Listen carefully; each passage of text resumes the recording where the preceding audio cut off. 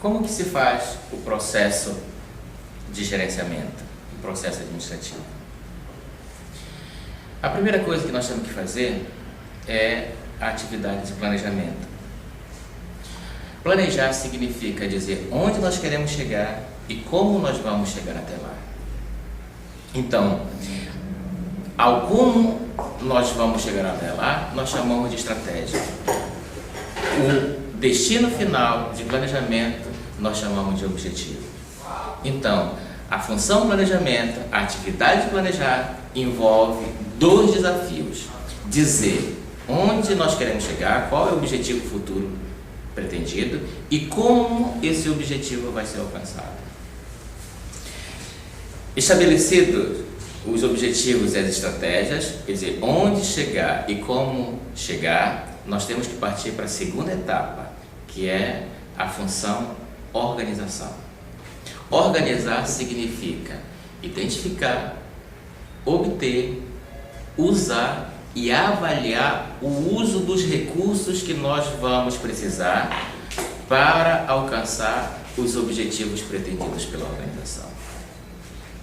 Não existe objetivos que não consumam recursos.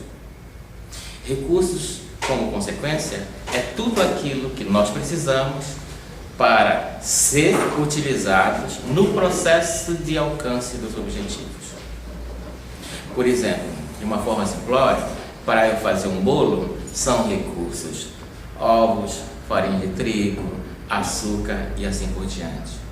Da mesma forma, numa unidade judiciária, para que os seus objetivos sejam alcançados, recursos são necessários, como pessoas, papéis, material de expediente, computadores e assim por diante.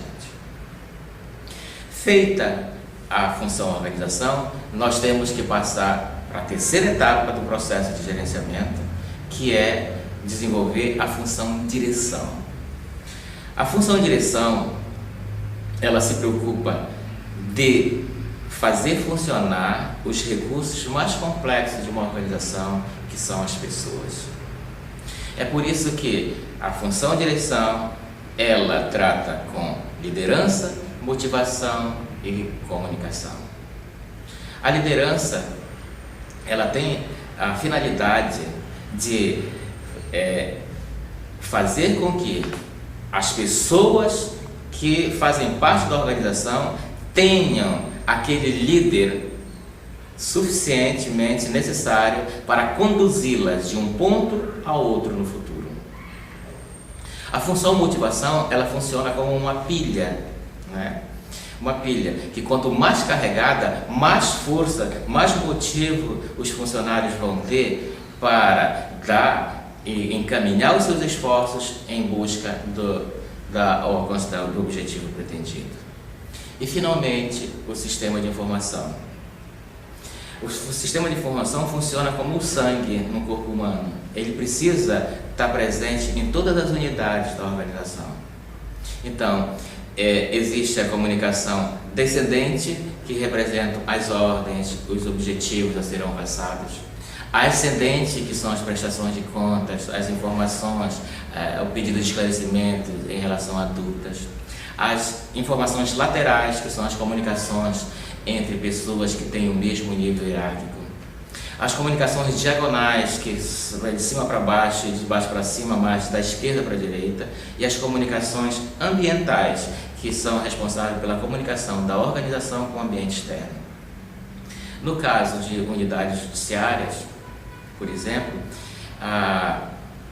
as comunicações ambientais dizem respeito à comunicação que vai de uma vara para outra vara, de uma comarca para outra comarca, de uma unidade do interior para unidade na capital e assim sucessivamente.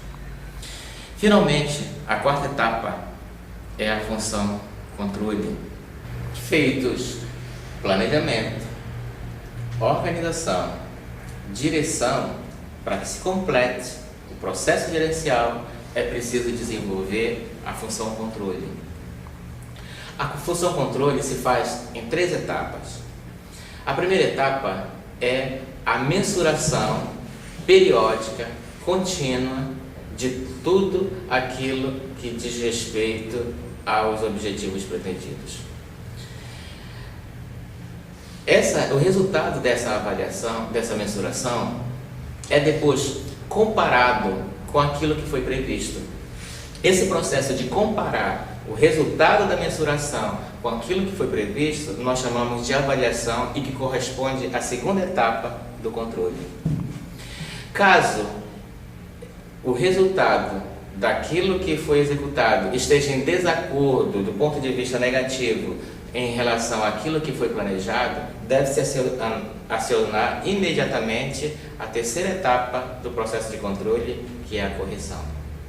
Então, dessa forma, a função controle, ela tem como finalidade garantir da maior probabilidade de que aqueles objetivos escolhidos possam ser alcançados com o uso daqueles recursos e sem desgastar sobremaneira os recursos humanos.